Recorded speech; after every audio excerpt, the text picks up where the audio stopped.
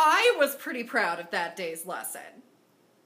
I mean, I incorporated answers for questions that came from my suggestion box without actually pointing out they were questions from students. It's as if this was part of the lesson for everyday activity. Yes. Hashtag winning. Hashtag teacher life. Am I right? I'm not saying this is going to be easy to do for every class.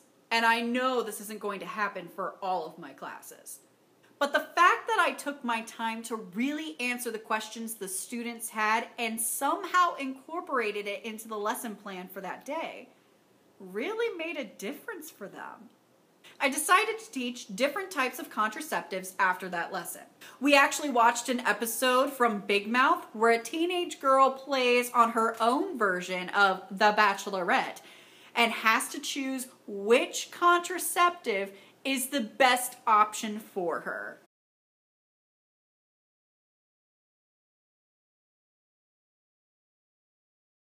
All right, Leah.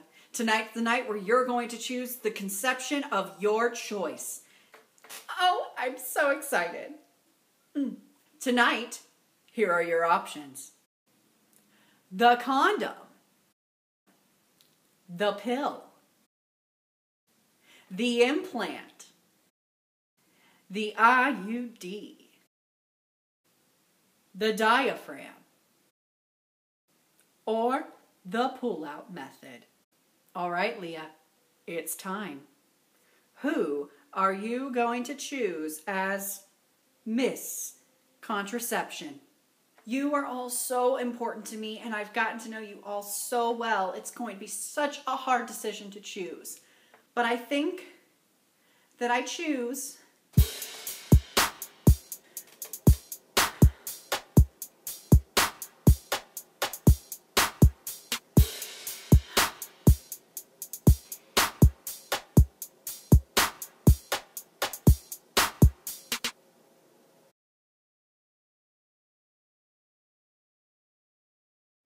It's funny, it's informative, 2 birds, 1 stone. Bam!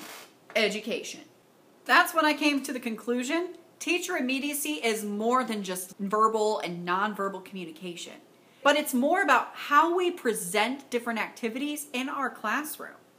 I mean, the fact that we're engaging with our students through support and guidance also requires a lot of inclusive practices that come along the way with teaching immediacy. By encouraging our students to not focus on a more information-based classroom, and instead encouraging them to facilitate a class. All right, everybody, today we're going to be learning about sexually transmitted infections. Now, today's lesson, I actually want you to facilitate each lesson that we're going to present to the class. You are going to be the teacher teaching us about sexually transmitted infection, or STI, that you get to choose, and then you get to facilitate the lesson for the day. Engage in classroom game activities. Today, we're going to play a little game. We're going to play the game of life, parenthood style, or just starting a classroom discussion on terminology and understanding of specific information. Today, we're going to talk about sexuality and how sexuality plays a huge role in sexual health education. It's important to understand how you identify yourself with your sexuality or your gender expression and how others may identify themselves. So first, let's talk about what sex means versus gender versus sexuality. We're going to focus on these terms and understand it from a biological and physiological standpoint, psychological and sociocultural standpoint, as well as the attraction, feelings, and values regarding sexuality. By creating that dialogical approach, the students are engaging with each other, talking about topics they may not talk about on a daily basis, and bringing these conversations into a more educational setting. That's when I realized this class is more than just a class. It's a life skills course. You know how we hear so much from people about how they wish they learned life skills in school? Sexual health can teach students about critical thinking, decision making, and problem solving skills, especially when talking about parenting and relationships. The important thing to remember is that a teacher should not force a student to think in any particular way, but to think in general.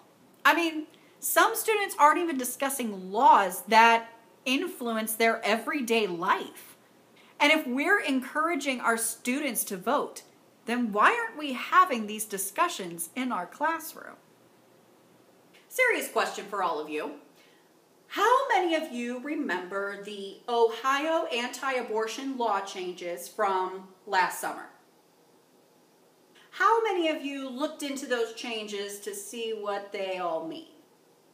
I have placed on each of your desks the state of Ohio's law changes that were passed at the state level in 2019. This law was to ban abortion after 6 weeks of conception.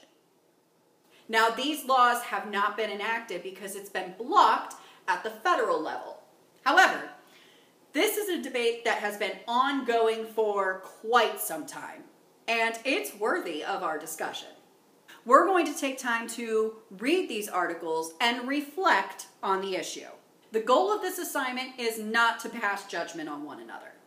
We are all entitled to our own opinion. Neither opinion is right or wrong. Instead, I want us to exchange our views and interpret these laws and understand this topic that is so huge and so controversial. I want us to understand how it can impact society today. So you're going to be split into groups to debate on this topic in class. There will be 2 sides in this debate.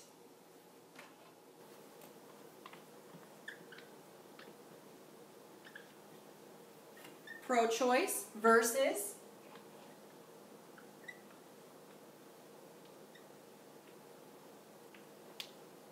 pro-life.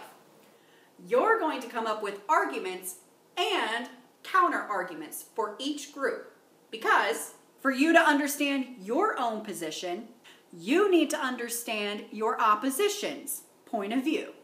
So let's talk about this. What does it mean by fetal heartbeat bill? What is the thought process behind enacting these laws? What are the benefits? What are the risks? And most importantly, how does this impact you? It was after this exact lesson I started receiving more questions and comments in the suggestion box. It was exhilarating to know the students were literally engaging in the material and giving me lesson plan ideas. I was sort of on a teaching high after those responses. I will admit, some of the most recent questions caught me off guard. Some of them were very colorful, and I really didn't know how to answer them. But as I made it my mission to provide the students with the information they wanted to know, I would give it to them, no matter what the question would be. And then I came upon one question that I felt was the most difficult to overcome in a classroom.